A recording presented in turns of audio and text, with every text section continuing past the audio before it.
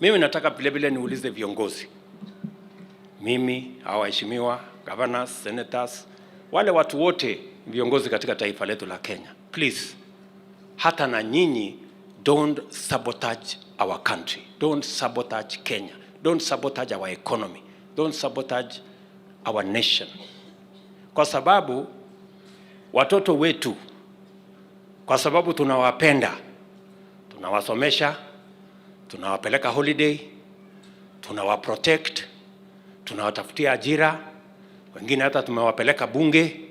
Alafu watoto wa Wakenya wengine ati unapatia pesa, unapatia mawe, ati waende wapige polisi, ati waende waharibu mali. Please, tukue na utu kama viongozi.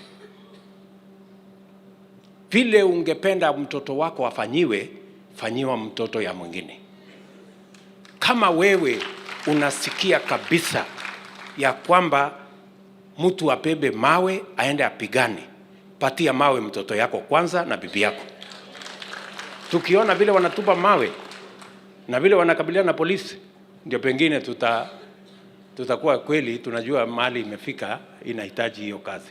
Lakini hawezi kuwa watoto wako unawachunga, unawaprotect, alafu watoto ya watu wengine unawabebesha mawe, unawapiganisha na polisi, unawafanyisha fujo, unawafanyisha vita, wanaumia, wanaumiza askari.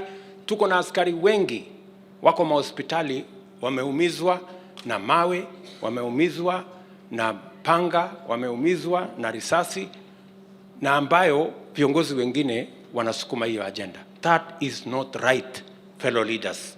You cannot, whatever our differences, whatever the complaints we have, we cannot be part of a violent culture. We cannot be part of anything that destroys property, life, or business.